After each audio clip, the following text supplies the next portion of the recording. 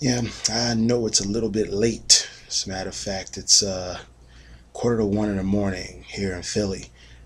Now, to my peeps out in real quick, to my peeps out in Deutschland, Moin Moin. To my peeps out in Holland, Guten Morgen, and to the rest of my boys out in England and whatnot, uh, morning, you fucking cunts. Now, okay, it's been about a couple of days since I came back from Vegas, and yeah, it's no secret. I was out there. I had my first title defense. Came back, the Power Trip Wrestling Internet title, three-way match. In fact, my ankle is still acting up, but I can still walk and just about run on it about this particular point in time.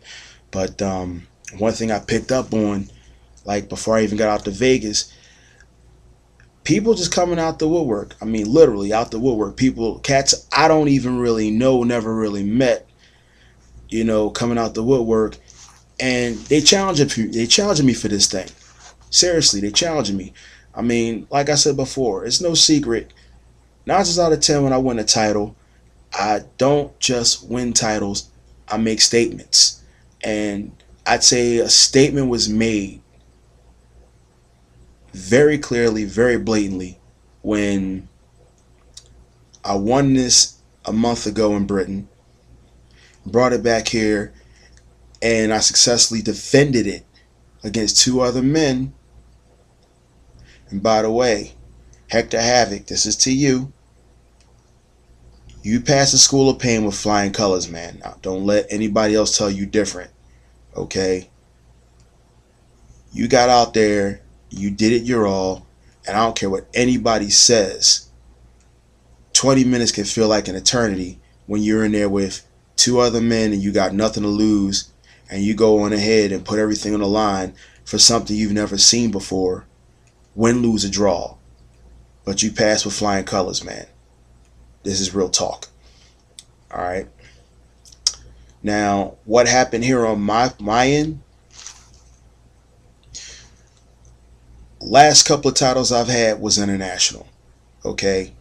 I mean, me and my partner Bull, 3.5 years ago, Groundhog Day weekend, on that Friday night, the tail end of January in Belgium, we became the tag team champions in Flemish Wrestling Force.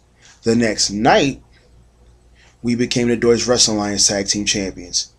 Okay, and a couple months later, Harley Night, we defended the DWA titles, and one of the guys we were holding up against was a former title holder. That was Mott Van Kunder. His partner was a WWE Hall of Famer. That was Bushwhacker Luke, and we pinned him.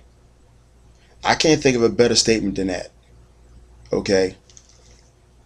And I had the opportunity to bring my half of the belts back here in the States. If I couldn't defend them, that's fine. Showcase them to let everybody know it did happen. And it's very rare you ever get to hear about anybody bringing a belt from not just another promotion, but from another country, let alone another continent, and bring it back home. But here I got the opportunity to defend this belt, and I did it. Okay, so this is officially an international title. That's called bringing prestige back to a title. That's something you don't hear about very often anymore, because people just think, oh, it's just a reward. Sure, but treat it more than just an award. Okay,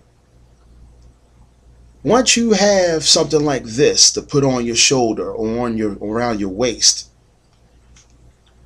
it's often taken for granted that, oh, I have a title, oh, I'm the champion. Act like it. Okay, because after that you are a target, because people are coming after you for what you have now. And what you have to start doing is training your butt off like the next match you have is the last one in your life, and you're only as good as your last match. Okay, we're not talking about how well it looks. I know people feel entitled, well, I didn't pay money for this. You can't please everybody. Okay, I did not break into this business to please people.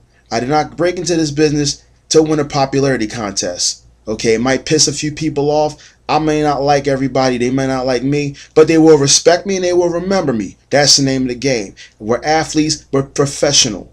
Some people make it a business or make it their habit as of late to turn around and start talking smack. Okay? Off the subject for a second, outside of wrestling, if anybody's ever read Chuck D's book, Fight the Power, there's a corollary to this.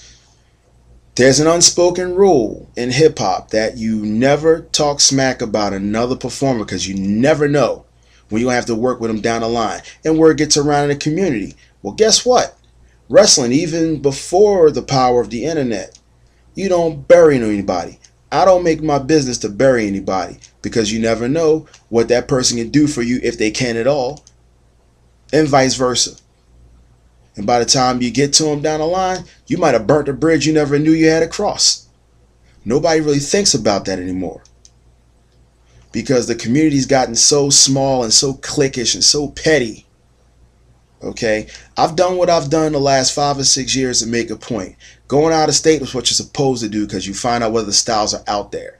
You go out of country, if you're fortunate enough, you learn what other styles are out there. And you find out how many other people are around. The community is a lot bigger than you think it is. This is why I make those shout outs. Now, one of the guys in line for this thing is my little brother Xavier Fate. He put it out on Facebook a couple of days ago. He wants to put our belts on the line. His NMG Sky Limit title against the international title, against the internet title. I'm down. I'm down, bro. Just a matter of having a promoter that's willing to do it. You know what I'm saying? We give the people a show. We give them something to talk about. And after the day, regardless of who brings the belt home to what, and that's another responsibility because you got to go back and defend it at some point. But at the end of the day, I buy that man a beer. Because I know we done beat up, we done sit up there and sweat and bled and beat each other senseless. You know, because it's competition. That's why I win the MMA. Competition. It's a whole different type of competition. People are forgetting that in wrestling.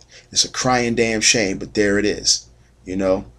I mean, people sit up there and they cry about this style and that style. Listen, man, there's more than one style in wrestling. Wrestling is just a blanket term. There is more to one style. Even Bruce Lee knew this, and he broke it down like this. Depending on what this, it don't matter what the style is, it's all still the same at the end of the day. It's up to you as an athlete, a professional athlete or a performer, to learn how to improvise and adapt to what you're dealing with, regardless of what it is. That's how you gauge your level of performance. If you haven't figured that part out, then you need to get out and do something else. Period. And that's how I roll. Okay? I learned to quit whining and snuffling about that mess when I was in the Army about 20 years ago. You know what we learned in basic training? Suck it up and drive on. That's what you do. Now, some people kind of missed the point. Now, I'm a man that's looking down a barrel at the age of 40. I may not look it, but there it is. So I'm more than just one kind of vet, just wrestling 13 years. I mean, my wrestling career has spanned double the time of my time in the military. Yes, I was in the Army. I was a combat medic, and just before we went to Desert Shield or Desert Storm, I was waiting for my orders to go to Korea, and they sent me to the DMZ. That's right. I was in the Army. Big shout out to my Curry brothers. Stands alone, first of the 506. That's right. Yeah, that's right. I wore cami and I fought for this country. Even if I didn't do battle time, I still did time and served for my country. For anybody who's asking. So if you got problems with that, you know where to find me. I ain't hard to find. You can step up. You can talk to me on the street. Call me. I don't care. But yeah, I did that. I wore the camis and it wasn't just for a fashion statement. Now, like I said, this thing, if I can defend it as many times as I can before I go back to England, so be it. But like I said, the line is forming. But I'm letting y'all know where I'm standing, where my head is. Y'all need to come correct. Some of y'all need to get y'all heads out your fucking asses. Because you know why? If any of y'all sit up there and start farting, you probably get a brain tumor before you get the headache. Maybe both at the same time. But I'm just serving notice. Okay? I'm not even worrying about this. Like I said, the statement's already been made, people. 9 times out of 10, I shoot from the hip. Be it my column or anything else I say or do. But it ain't BS, even if I may sit up there and joke a lot. But this is the truth.